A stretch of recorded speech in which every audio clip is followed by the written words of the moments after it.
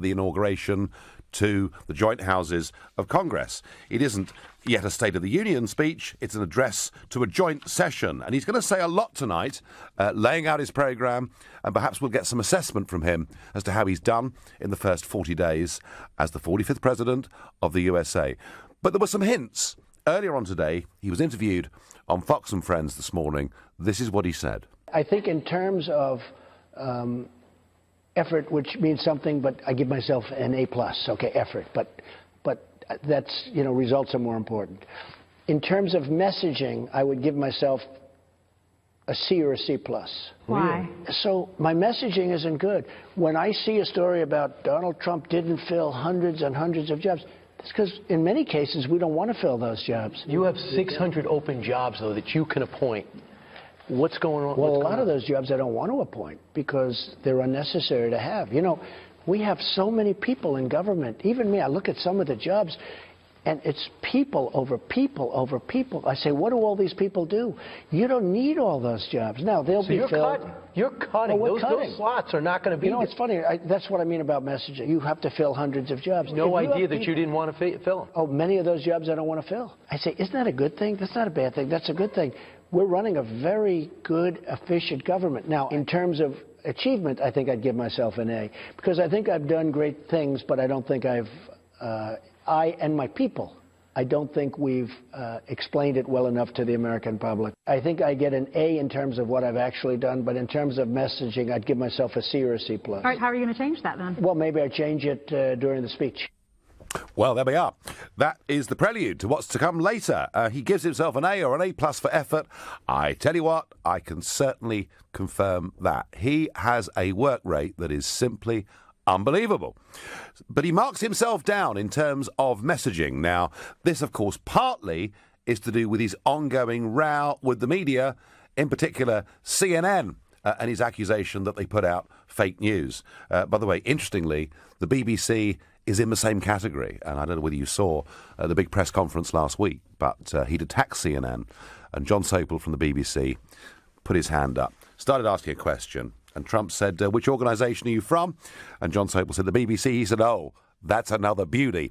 So he's pretty sceptical about the media, and I wonder whether the fight with the media, the row with the media, has perhaps stopped him getting that message through. So what I'm asking you tonight is, has he been a star pupil, or is he the class troublemaker? And please let me know what you think. Start marking now on 0345 60 60 973. Text your grades to 84850. You can score him by tweeting at LBC using the hashtag FarageandLBC.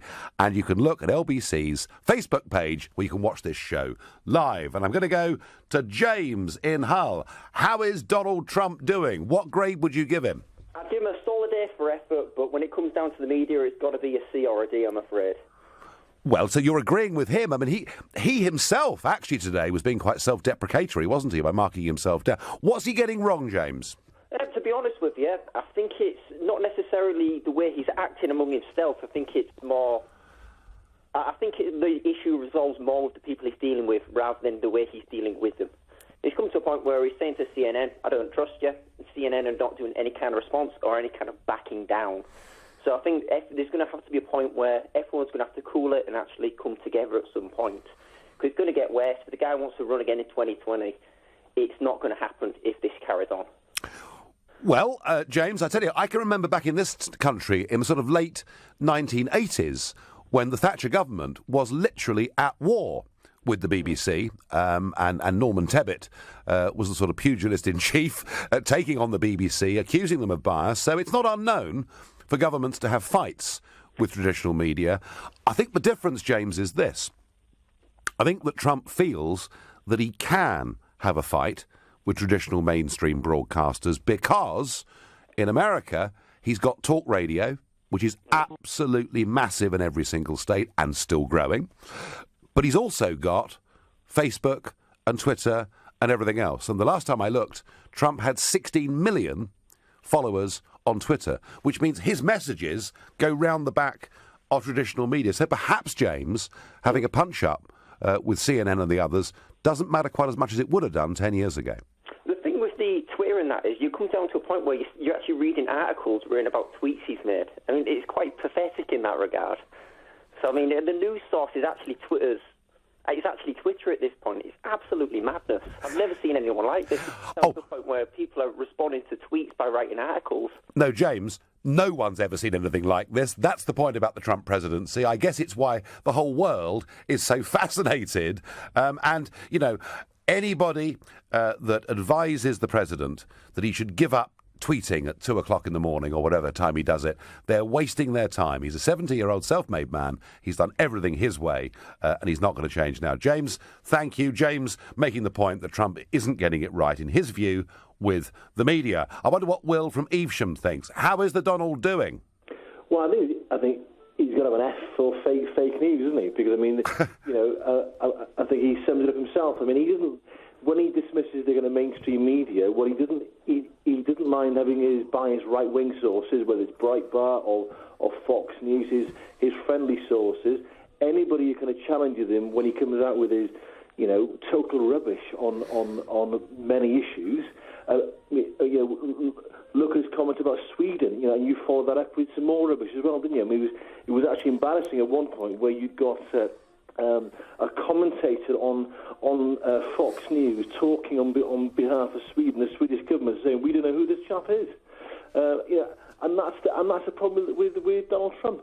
F for fake news, because he has not even once identified a fact that says that is wrong.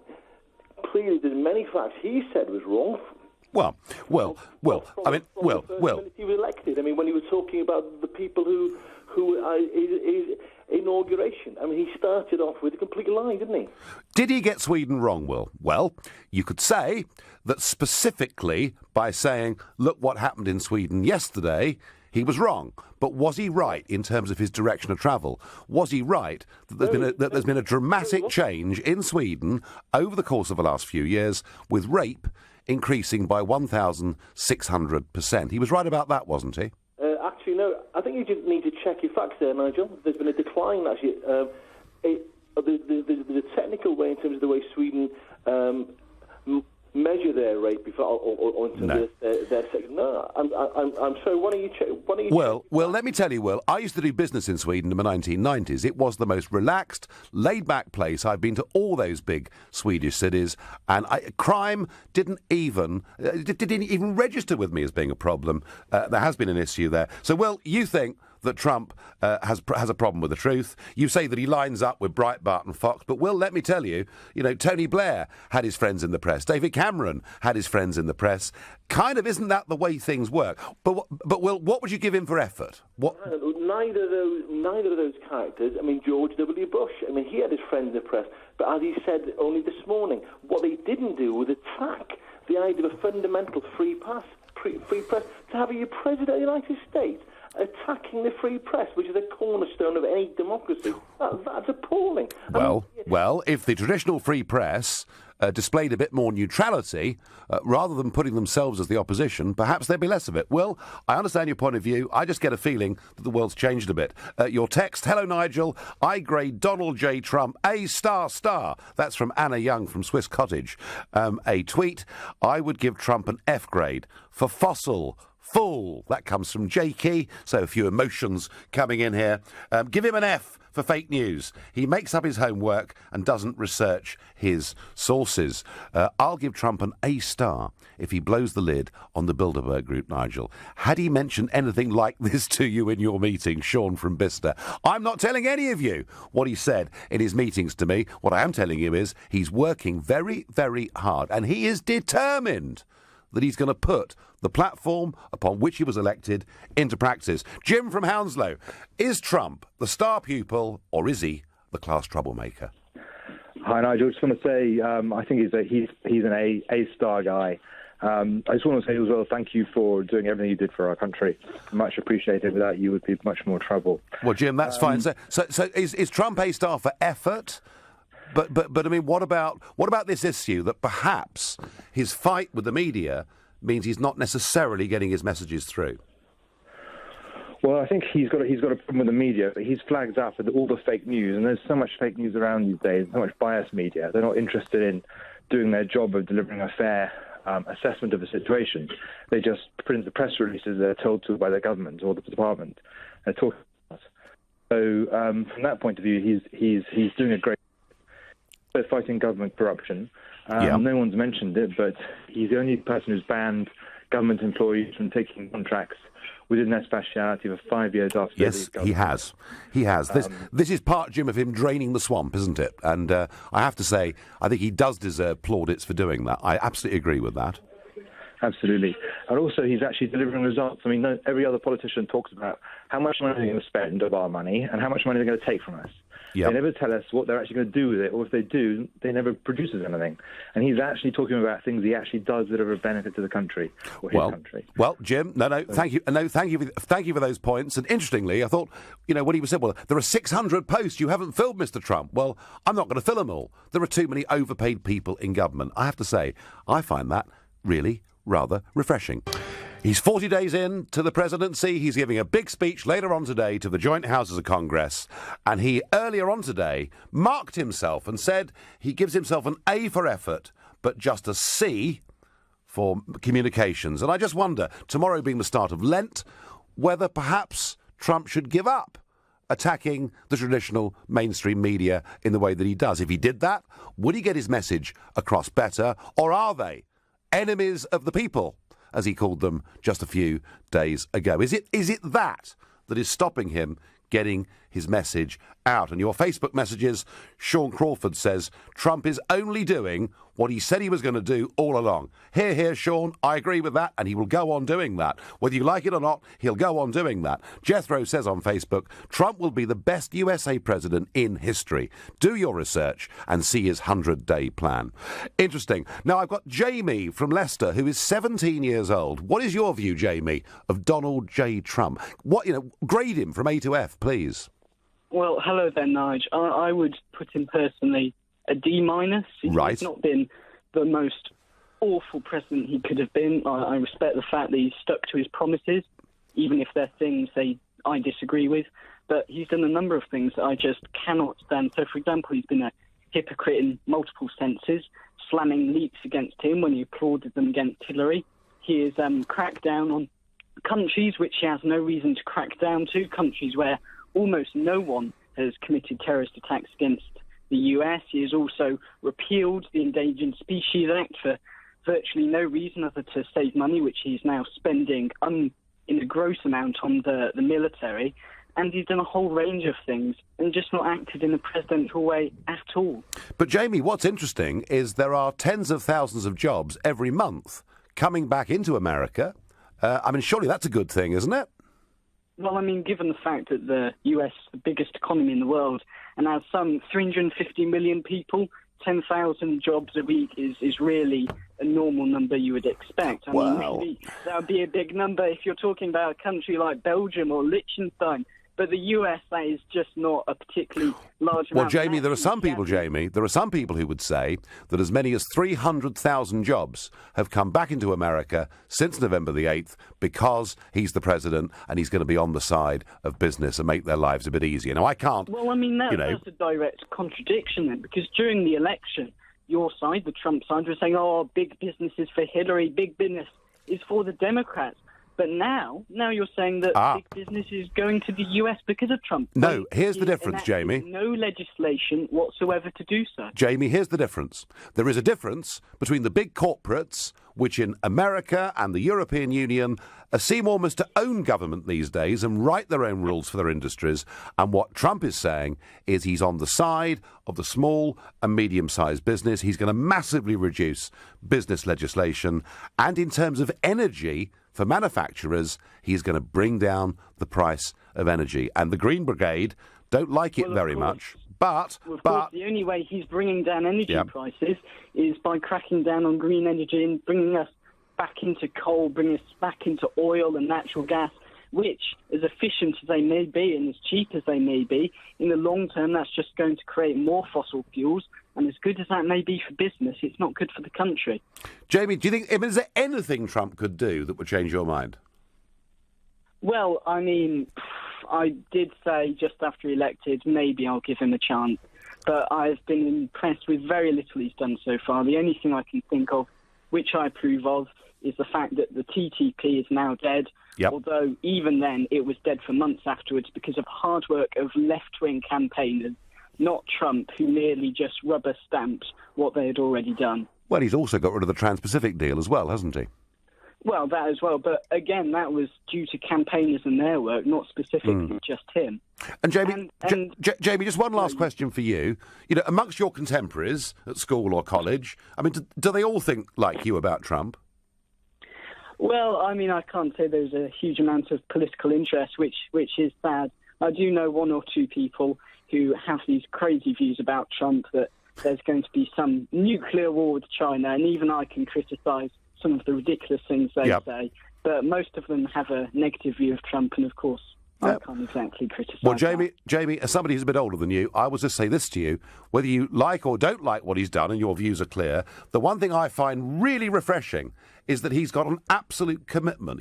He feels it as a moral commitment to put into law the things that he promised the electors during that campaign. And I have to say, Jamie, after years and years of seeing people getting elected on absolutely false promises, that, I think, in democratic terms, is hugely refreshing. Thank you very much indeed for your call. A text here, A+, and I reckon it's only gonna get better.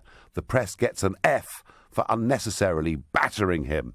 Trump is an overrated clown who speaks without knowing the facts. Grade U, that's Ali. F was the lowest, actually, but never mind. I can't see Trump doing 4 years. Reagan was a pleasant man who could communicate and gather good people around him. Trump hasn't a clue, says Richard Harroway. Well, I'm going to take slight issue with you there, Richard.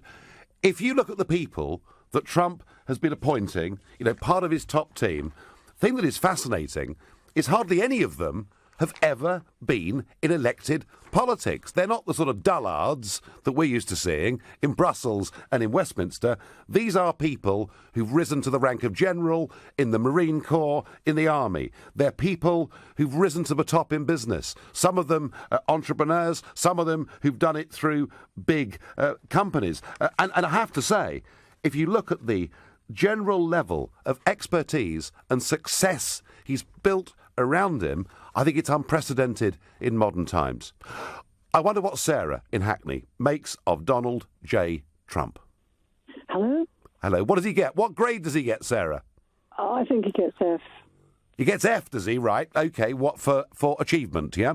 No, not for achievement at all. I think he's highly narcissistic and he's quite dangerous. And actually, he's taking on everybody and they're criticising him and he's having a go at them. That's pretty standard for these people. If we don't really know what his agenda is, but you look back some time, he used Roy Cohn as one of his top attorneys. Do you remember? I do. You know what Roy Cohn was like, don't you? No, go on, say more. Oh, I didn't go into it. I mean, you know the name he had and all the rest of it and how he was struck off. And yet he thought he was wonderful. Well, you know, there's nobody that rises to the top in business or politics that doesn't meet, along the way, a few people who prove not to be particularly good eggs. But, Sarah, I mean, do you just not like him as a person? Is that what it's really all about? No, I just think that he shows himself as slightly unstable. You don't argue with people the way he's arguing and grimacing and all the rest of it. I mean, prior to him getting in, I mean, the stuff he was saying about Hillary Clinton. Then we have the Russians being involved, all sorts of obfuscation. I'm not sure that nobody knows what's going on. I think, Sarah, to be honest, I mean, I was there for much of that campaign and I went to the debates, and I think, to be honest, that both sides said pretty awful things about each other. And it was a pretty, at times, unedifying campaign. So, Sarah, should we suggest to him that for Lent he stops attacking mainstream media and concentrates purely on the policies? He has to stop attacking people and get on with it. And also, you don't tell another country to build a wall and they'll pay for it. You just don't do that. Well, you have to be careful with Russia. They're expanding. I mean, Sarah, he is unconventional in every sense. But I tell you what, he is going to build that wall. And do you know something? the Mexicans will pay for it. Do you know why? Because 1 million of them, every single day, legally cross the border, and he will tax them for doing it, just as if I used the Dartford crossing to go to Essex. Sarah thinks he's unpresidential and narcissistic. I've got another Sarah. Sarah in Tunbridge. What grade do you give Donald J. Trump, Sarah? Well, I've got two. It could be either D for dangerous or V for very dangerous. Why is he dangerous, Sarah? Tell me. I'd like to speak about, and you didn't disabuse this chap, and as you know Trump so well, you will know when the guy said, he said he's not going to have lobbyists for 5 years, anyone who's worked in government or around that area, which is a brilliant idea. But his very own first campaign manager, Cory, I hope I pronounce his last name right, Lewandowski, yeah. Go on, yeah. Oh, him? Yeah. He has opened a political lobbying firm in D.C. already. Now, you can call it what you like. He says it's not, but that's what it is. He's going to introduce business people to the government, etc. And that he's calling it something else. I forget what. But that's what he is. Yes, but he wasn't working for government, was he? He wasn't working for government. He was working as part of Trump's team. And what Trump is saying... Well, he's going to end up...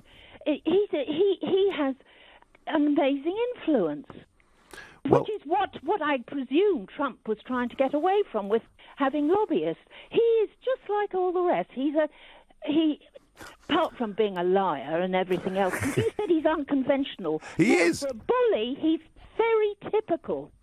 I think he's very typical of the type. He's very stereotypical, and he is a bully, and there's nothing unconventional about that. It's B for bully, it's D for dangerous, and Sarah in Tunbridge does not think too much of Donald J. Trump. Sarah, I got the message loud and clear, and on Facebook, Kevin Cooney says, why are we afraid of change?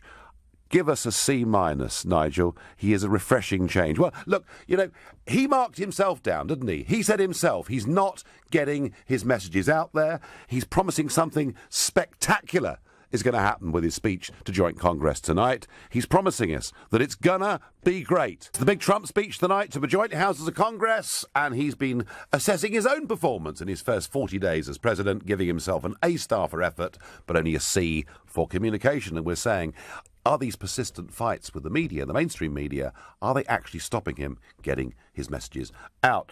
Talking of controversy, I think I've been involved in a bit of controversy today with my comments about Douglas Carswell. And I'm not going to use this platform to say any more. I've said what I'm going to say. We have a rather different view on the policies that should matter for UKIP. Other politicians making the news today. Well, after the referendum, do you remember David Cameron? He walked out into Downing Street and he resigned. And even though I'd been his bitter opponent, just a little bit of me, on a human level, felt ever slightly sorry for him and his family.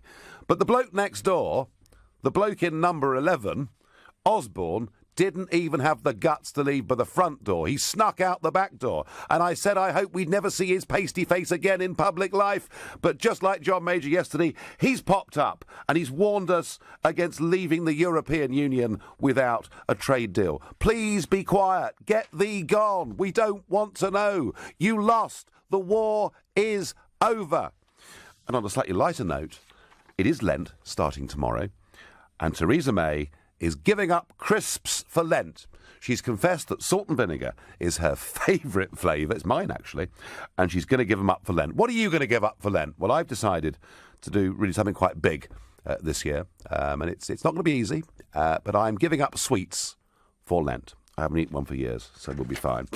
Right, now, back to the question. Donald J. Trump, is he top of the class? Is he a star? Or is he a clown and a buffoon? What is he, Ibrahim in Slough? I think it's the latter, mate. I think he's a bit of a buffoon, to be honest. Do you? I know you're a massive fan of him. What I don't get with you, Nigel, you're a very smart man. I rate you in terms of what you've done, right? I didn't agree with your views at first, and there's certain things I don't agree with you. Especially, I was let down by you, because I was a fan of yours, I'll be honest. Right. And I was let down by you on one matter, and after that, I kind of lost faith in you, which, I'll be completely honest, was regarding the immigration poster. I didn't like the way it was sort of publicised and the way it was 1 week before the referendum it's come out. And it was wrong. The message was wrong in that. I get your message, the wider message, but using that specific photograph, I personally didn't agree with you. I mean, we could have a discussion for half an hour based on that. Well, we could, but we're not talking about my faults, Ibrahim, which are many, I know. But we're talking about Donald Trump. So you know, if you really wanted to talk about my flaws, it'd take the whole show and more. You know, it would. I'll take till midnight at least. I'd say. But what about Trump? Come on. Look, I'm not a fan of Trump. No. You know.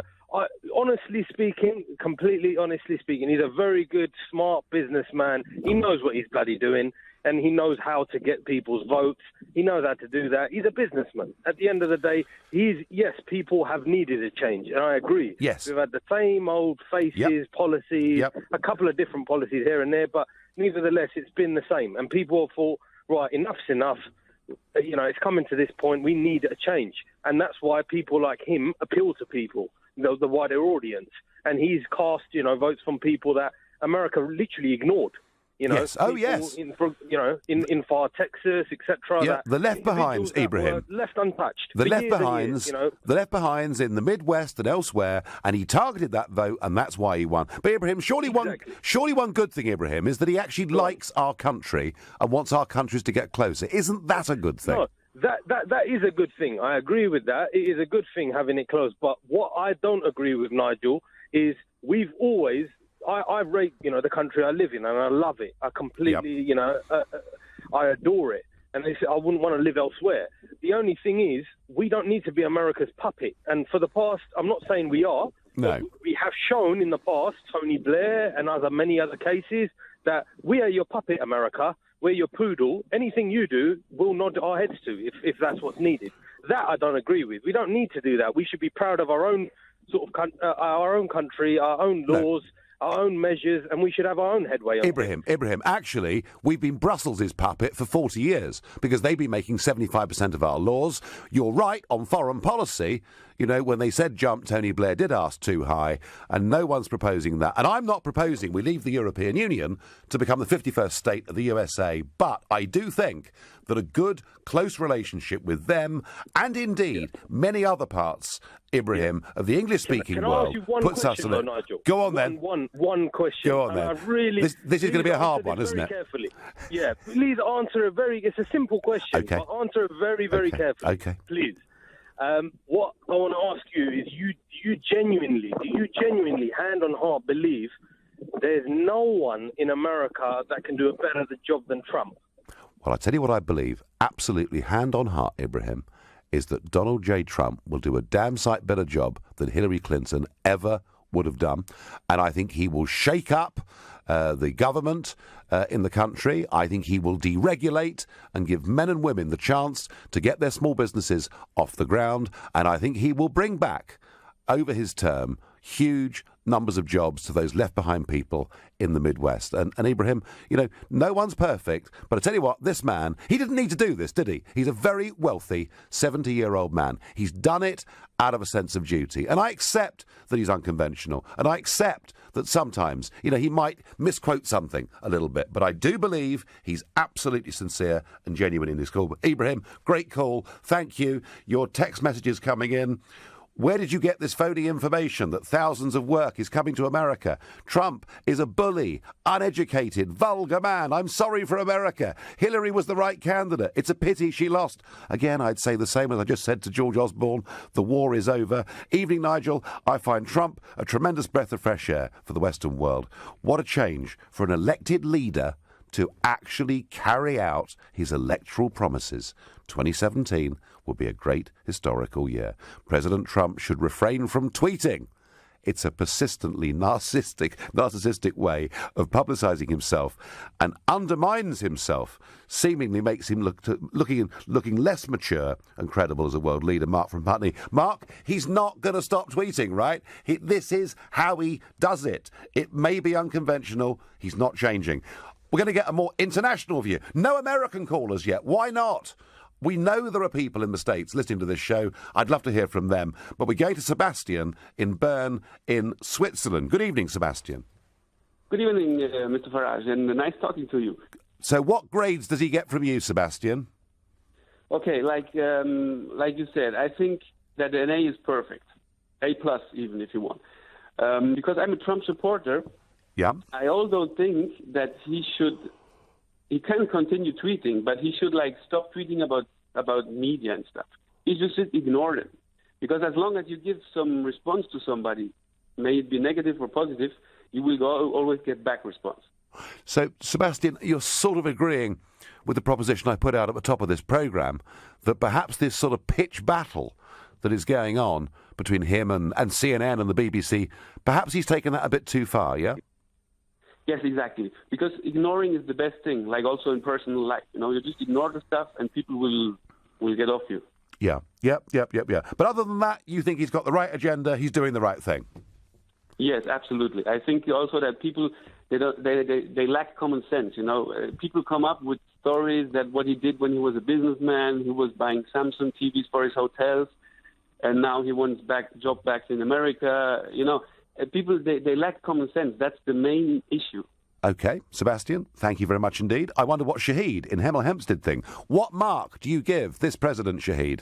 I'll give him an F for fail, because unlike that previous caller, I know that the American president has to go through the Congress to get anything passed with the full weight of law. Yes. Barack Obama, the first thing he done was get an economic stimulus bill. He got it passed really quickly. Then he moved on to the health care, and that health care took about 18 months to pass because the Republicans slowed him down and played him along. All that Trump is doing is making executive order announcements, but that is not going to get nothing fully done. And he's just playing some sort of spin campaign. On his travel ban, to put it politely, he's being generalising against Muslim countries. He's saying, Obama drew up this list, but Obama didn't say put a ban on those people. He just said extra scrutiny, and it does take a long time to go through the vetting process anyway. And if he's really concerned about American safety, if I was the American president or even a senator, I'd be saying guns kill tens of thousands of Americans every single year. The days of the people being armed right, they go back to the days of the sheriff with a few deputies. Long gone are those days. We've got the FBI, we've got other agencies, the Army, the National Guard. We do not need everyone to be armed. I mean, the truth is, Shahid, the truth is, it really wouldn't have mattered very much whether the Republicans or Democrats had won. The thought of a major crackdown on guns in America, frankly, culturally, is unthinkable. I just think it would happen. And I would say this to you, that you're quite right that Obama drew up the list of these 7 countries. Already America has, a pretty stiff form of vetting. And all that Trump was trying to do was for 90 days to say, just give me time to look at Obama's rules to see whether they're strict enough. And I honestly think that particular aspect has been slightly exaggerated. But Shahid, I thank you very much. So school's out in 15 minutes. Time to get your grades in quick. Please, whether it's through Facebook or Twitter, let us know. Grade Donald J. Trump. Well, Donald Trump stirs up some strong emotions, and some of you are texting and tweeting and Facebooking, giving him an A grade, saying he's a superstar, and others think it's an F, and some are trying to give him grades even lower than that. But it's not just Trump that stirs up emotion. I think sometimes perhaps I do too, because there is a text here from Ian in Essex, and he says, I'm giving up Nigel Farage for Lent. Oh, thank you, Ian. You are a real sweetie. You've just done so much for my personal self-confidence. Nigel, what about England? Do we really care who America's president is, says Jay in East London. Yeah, Jay, we really do. And I'll tell you what's really interesting. We care about their politics, they care about our politics, and all anybody was talking to me about last week at the conference in America was what's going to happen in France, what's going to happen in Germany. Somehow, we've all got a little bit closer together. And whether you like the global revolution of 16, and of course I loved every minute of it, whether you like it or not, I think we are all taking a lot more notice of each other. I'm going to ask Halil in Chingford, please, what grade does Trump get? Is he the top of the class or is he the dunce? So I would give him a grade A, not an A star. Right. Grade A. He's got a bit of a lack of mannerism. And maybe that's due to experience within the role that he's in now. Yep. Okay? However, he is a new face for American politics, a new needed face, really. Why do you say that, Halil?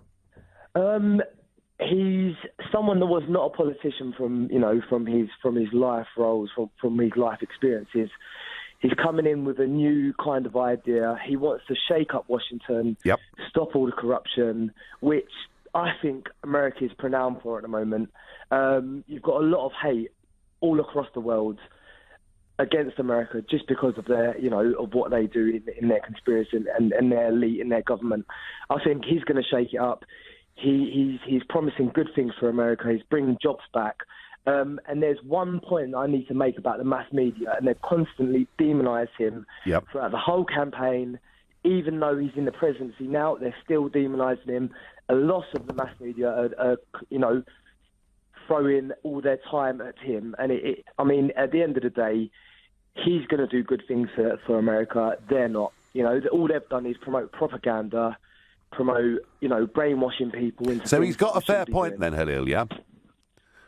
I think he's got a better point. I think he's going to do good things for America. Whether or not, we think it's right to do so at this time and age. I think a lot of people are weak-minded in a way. I think that we need someone strong in power that's not scared to say what they want. Well, I tell you what, Halil, he's not scared to say what he thinks, is he? And that's the case in public, and some would say even in private, though I couldn't, of course, disclose any of that. Halil, thank you very much indeed for your call. On Facebook, Andrew says F-A-I-L spells fail. Zafia says C for communication. Jim Green says A+ for distinction. And Ali, quite funny actually this, Ali says, I thought we'd exported you to the USA. Well, Ali, can I tell you that Boris Johnson was giving a speech earlier on today to a group of businessmen, and he said that our exports are going very well. We've exported Nigel to the United States of America. Well done, Boris. That's actually quite good, isn't it? It's quite funny. It's not totally true, though. What does William in Glasgow think of Donald J. Trump as the US president 40 days in? Is he top of the class or is he the dunce? I would give him an A+ with distinction. Would you?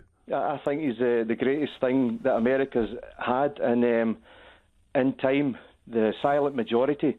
I'm obviously Scottish by an accent, you can tell, and we've got a silent majority too. And every time I put the television on and follow the events in America, it's always these childish Hillary Clinton Liberal supporters. They're out with their placards. It's usually a Mexico flag in one hand and an LBGT rainbow flag in the other. The American flag's usually on fire at their feet, and they're holding up traffic, trying to stop people from going home, trying to stop people from going to their work, trying to stop people with their day-to-day business, thinking that by their childish activities they will put a stop to what's happening in the White House. And all it's done is showed Donald Trump he is actually winning. He sits back and says, that's what you could have had. That is what you could have had in America. These are the people that are in the universities, the classrooms, the schools, the colleges.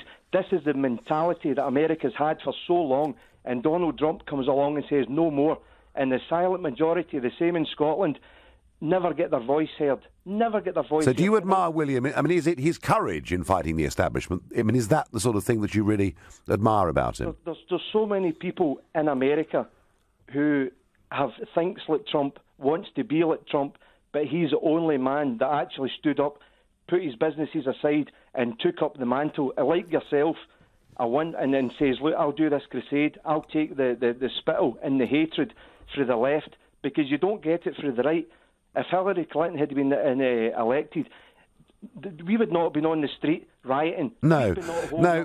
We wouldn't be burning and looting. William, this point, William, is a very powerful one. Actually, it is the activists on the left who really do seem to take to the streets and not accept democratic results. I don't think people on the right behave like that. Perhaps some of the extreme right might behave like that. But in general, William, you make a very good point that the silent majority accept the result of elections. Thank you for the call. We've got a caller from Baton Rouge in Louisiana. Tony, good afternoon for you, isn't it? Yes, indeed. It is. Good afternoon, Nigel. How are you doing, sir? I'm doing very well. So, what's the view from Louisiana?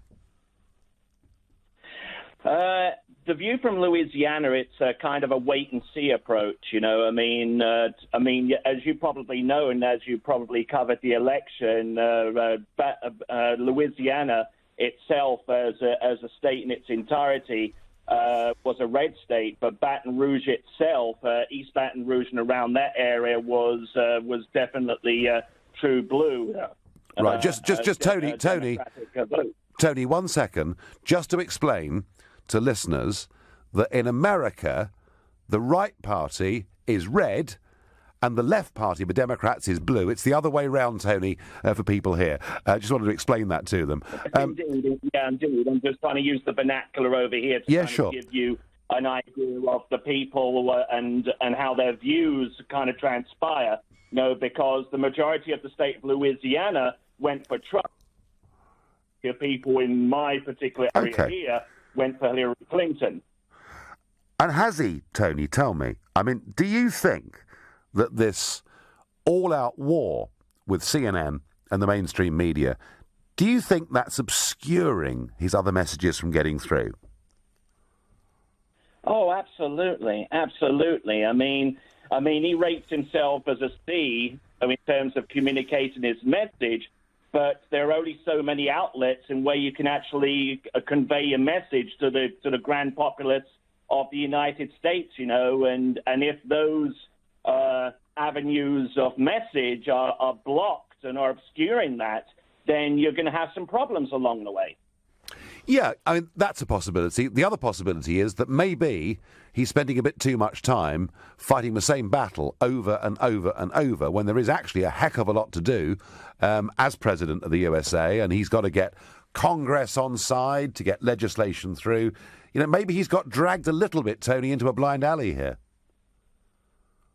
Yeah, absolutely. I mean, I couldn't agree with you more. I mean, and that's kind of derailed a lot of the stuff that he's trying to get done. I mean, don't get me wrong. I mean, he's gotten some really good things done with his executive orders and stuff like that. But you can only just begin to imagine the amount that he would have done up until now had he gotten everything that he wanted to get done and his message across to that effect. Yeah. Although, Tony, I will say this: there's an increasing number of people in America and in the and in Britain too, and across Europe, who look at much of the mainstream media and now view them with the same level of contempt that they view the political class. Claudia, you're my last caller from Grosseto in Italy. Grade Donald Trump for me, please. Okay, hi, Nigel. Hi. I'm going to give Donald a C. Yep. Because I wouldn't have voted for him. Yep. I didn't like his electoral campaign at all. I don't like the slanging match. I didn't like Hillary's electoral campaign either. Sure.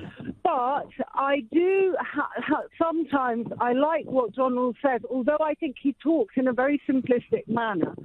But when he says things like about... no, it's the press are quoting somebody. They can't say an unnamed source. I'm completely with him on that. I'm sick of the press always saying an unknown source says that. I think that's fair enough. However, I do think that if he was going to put a travel ban, I think that every country is entitled to control their borders. Yeah, no, absolutely. So, Claudia, it's a mixed review from Claudia. It's a C grade. It's in the middle. Well, my final thought is I would give him absolutely an A for effort. He is working his socks off. But I'm only going to give him a B/C for delivery and messaging. I think he said what he's had to say about CNN and the mainstream media. Everyone knows how he feels about them. The feeling's mutual, and it's time, I think, to move on.